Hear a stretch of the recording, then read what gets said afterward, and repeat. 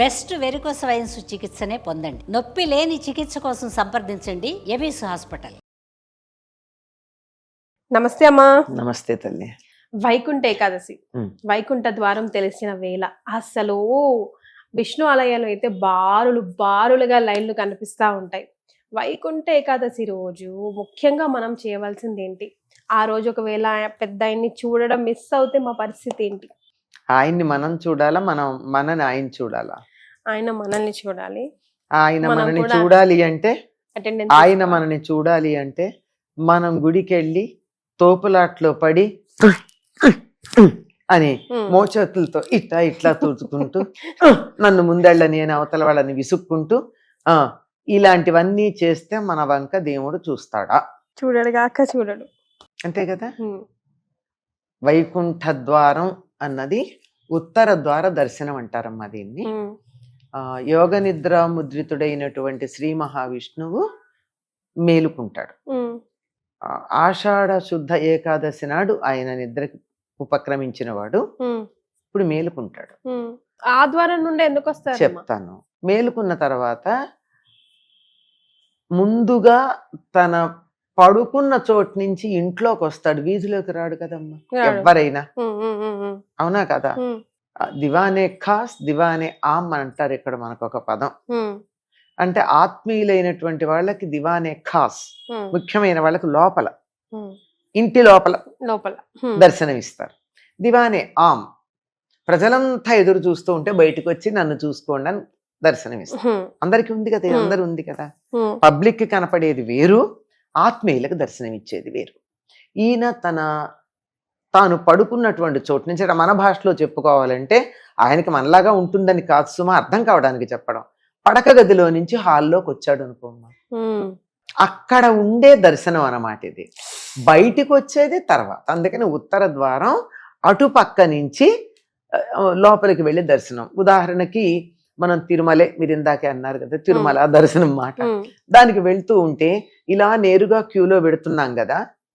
మనకి ప్రెసిడెంట్ ద్రౌపది ముర్ము గారు వచ్చినా, నరేంద్ర మోడీ గారు వచ్చినా ఎటు నుంచి తీసుకెళ్తారా? మనం వెళ్ళే క్యూ సైడ్ నుంచి తీసుకెళ్తారా? వెళ్ళరు.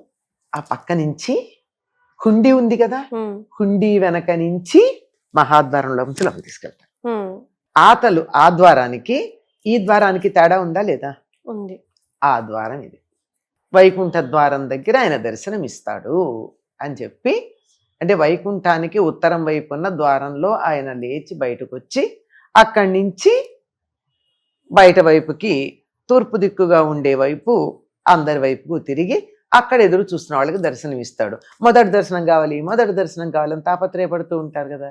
ఈ తాపత్రయంలో మొదటి దర్శనం అన్న దాని మీదే మన దృష్టి ఉంది, కానీ దేవుడి మీద లేదు. మరి అటువంటి దర్శనం కోసం నిజానికి ఎదురు చూస్తూ ఉండేటటువంటిది. దీన్ని తెల్లవారుజామున లేస్తాడు ఎవరైనా సరే, సంప్రదాయం తెలిసిన వాళ్ళు, ఆరోగ్యం కావాలనుకున్నటువంటి వాళ్ళు, పద్ధతిగా జీవించాలనుకునేటటువంటి వాళ్ళు 4-4:30కి నిద్రలేస్తారు కదా. మహావిష్ణువు కూడా అలాగే లేస్తాడని అనుకుంటే అది ఆయనకి తెల్లవారుజాము. ఆయన లేచి కొద్దిగా కార్తీక మాసంలో ఉన్న ఏకాదశి నాడు లేస్తాడు. ఆయన బయటకు వచ్చేటప్పటికి మార్గశిర మాసం అవుతుంది. ఎందుకంటే మనకి వాళ్ళకి కాలపు లెక్కల్లో తేడా ఉన్నాయని చెప్పుకున్నాం కదా. అలా వచ్చినప్పుడు మొదటి దర్శనం కోసం తాపత్రయపడేటటువంటిదే ఇది వైకుంఠ ద్వార దర్శనం. అంటే వైకుంఠ ద్వారం ద్వారా లోపలికి వెళ్ళడం, ఆయన బయటకు వచ్చి మనకి దర్శనం ఇవ్వడం కాక మనం లోపలికి వెళ్ళి ఆయన చూడడానికి ఆ ద్వారం గుండా లోపలికి వెళ్ళడం అని. అంటే నేను మామూలు భాష అర్థం కావడానికి చెప్పాను. ఈ పదాలని, ఈ ఉపమానాలని వైకుంఠానికి అన్వయం చేసుకోకండి, మనకు అర్థం కావడం కోసం చెప్పింది ఇది. అమ్మ, మరి మనం అయితే దర్శనం కోసం వెళ్తూ ఉంటాం, కానీ అసలు ఏం చేయాలమ్మా? ఇప్పుడు మనం చూస్తున్నాం, అయ్యవారిని చూస్తున్నాం, దండం పెట్టుకుంటున్నాం కదా. అప్పుడు మన కోరికలు లెక్క పెట్టుకోవాలా, లేకపోతే ఆయన్ని చూస్తూ ఉండాలా? కొంతమంది ఇట్లా కళ్ళు మూసుకొని మొక్కుతూ ఉంటాం. అసలు వాట్ ఎగ్జాక్ట్లీ మనం ఇప్పుడనే కాదు, ఎప్పుడైనా గుడికి వెళ్ళినప్పుడు దానికి ఇంకో ప్రాధాన్యం ఉంది, అది కూడా చెప్పేసాక మీకు విషయం చెప్తాను. ఆయనకి ఆ మొదటి దర్శనం కోసం మనం ఎలా తాపత్రయపడతామో గుడికి వెళ్ళాలని, అలాగే దేవతలందరూ అక్కడ ఉంటారు. కనుక ఆ సమయంలో మనం విష్ణువుని దర్శించుకుంటే 3,000,000 దేవతల్ని చూసినట్టు అవుతుంది. అక్కడికో దండం పెడితే అందరికీ దండం పెట్టినట్టు అవుతుంది కదా, ముక్కోటి ఏకాదశి ముక్కోటి. అంటే ముక్కోటి దేవతలు అక్కడ ఉంటారు అని అర్థం. అంటే మనం కూడా ఏదో పావలా పెట్టుబడి పెట్టి 10,000 రావాలని ఆశపడే వాళ్ళం కదా, ఒక నమస్కారం పెట్టి అందరి దేవతలకి పెడుతుందని ఆశతో పెడుతున్నాం. ఆ రోజు ఏం చేయాలి, దేవాలయానికి మన గ్రామాల్లో లేదా మన కాలనీలో ఉండే చిన్న దేవాలయంలో ఎక్కువ రద్దీ లేని చోట అయితే తెల్లవారుదామన ఆయనకి తాను ఎలా తెల్లవారుదామన లేస్తే ఇష్టమో లేస్తాడో మనం అట్లా చేస్తే ఇష్టం గనక 4-4:30 ప్రాంతాలకు స్నానం చేసి దర్శనం చేసుకోవడానికి వెడితే బాగుంటుంది. కానీ అలా వీలు కాలేదు, అనేక కారణాలు ఉంటాయి. అక్కడ రద్దీగా ఉండొచ్చు, మన ఇంట్లో ఏవో వీలు కాకపోవచ్చు, ఎవరో పేషెంట్లు ఉంటారు, పసిపిల్లలు ఉంటారు, బంధువులు ఉంటారు, ఆ సమయాలలో వెళ్ళడం వీలు కాదు. అట్లాంటప్పుడు ఇంట్లోనే ఆ సమయానికి దైవానికి పూజ చేసుకుంటే చాలు. ఆయన నిద్ర లేచి తాజాగా ఉంటాడు. ఇంకా ఈనాటి వ్యవహారాలు ఏవి బుర్రలోకి ఎక్కలేదు. నిద్ర లేవంగానే హాయిగా నిద్రపోయి మెలకు వచ్చినప్పుడు ఎంత సుఖంగా ఉంటుందో, అంత తాజాగా ఉంటాడు గనక ఆయనకి మనం ఇచ్చేటటువంటి అప్లికేషను చాలా త్వరగా చేరుతుంది కనుక మనం ఆ సమయంలో ఇంట్లో ఉన్న ఆయన్ని తలుచుకోవచ్చు. సాధారణంగా ఆ రోజున విష్ణు సహస్రనామం చదవడం లాంటివి చేస్తూ ఉంటారు. దండం పెట్టే విధానం నాకు చెప్పండి అమ్మా. అంటే నిజంగా అదే దేవుడికి దగ్గరికి వెళ్ళాక చాలా మంది ఏం చేస్తారంటే కళ్ళు మూసుకుంటారు. కళ్ళు మూసుకోవడం అన్నది తన్మయత్వానికి చిహ్నమే గాని దేవుణ్ణి చూడం కదమ్మా. తిరుపతికి వెడతాము, క్షణం కూడా ఉండనీరు మన్ని, క్షణం కూడా ఉండనీనప్పుడు అక్కడి నుంచి బయటకు వచ్చేస్తే అక్కడ ఉన్న కాసేపు కళ్ళు మూసుకుని దండం పెట్టుకుంటే అసలు దేవుడు ఎట్లా ఉన్నాడో మనకి తెలీదు.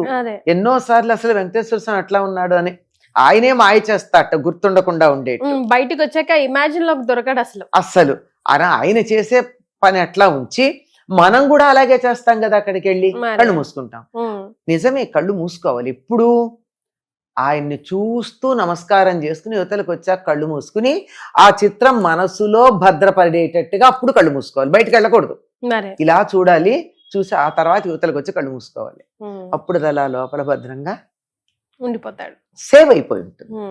అది అందుకని చేతులు జోడించి వీలైతే తల మీద చేతులు పెట్టుకుని, అది కాకపోతే కనీసం ఇక్కడ దాకా చేతులు పెట్టి ఆయనకి చేతులు పూర్తిగా కలపాలమ్మా. 5 వేళ్ళు 5 వేళ్లతో కలవాలి. ఇలా కలిసి ఇలా అంటే తామర మొగ్గలాగా ఉంటుంది. ఇలా కలిస్తే ఇలా అలా ఉన్నటువంటి అలా నమస్కారం చేసుకుని ఆయనకి నమస్కారం చేసుకుని రావాలి. కోరుకోవాలా అంటే అక్కడ ఉండగా కోరిక గుర్తొస్తుందా? రాదు అసలు, రాదు కదా. అక్కడ దేవుడు లేడు. అక్కడుండి కోరిక కోరుకుంటే నీ హృదయంలో దేవుడు కాక నీ కోరిక ఉన్నాడు. అక్కడ దాకా వెళ్ళడం దేనికి? కోరికను తలుచుకోవడానికి. ముందనుకోవచ్చు, బయటకు వచ్చాక అనుకోవచ్చు.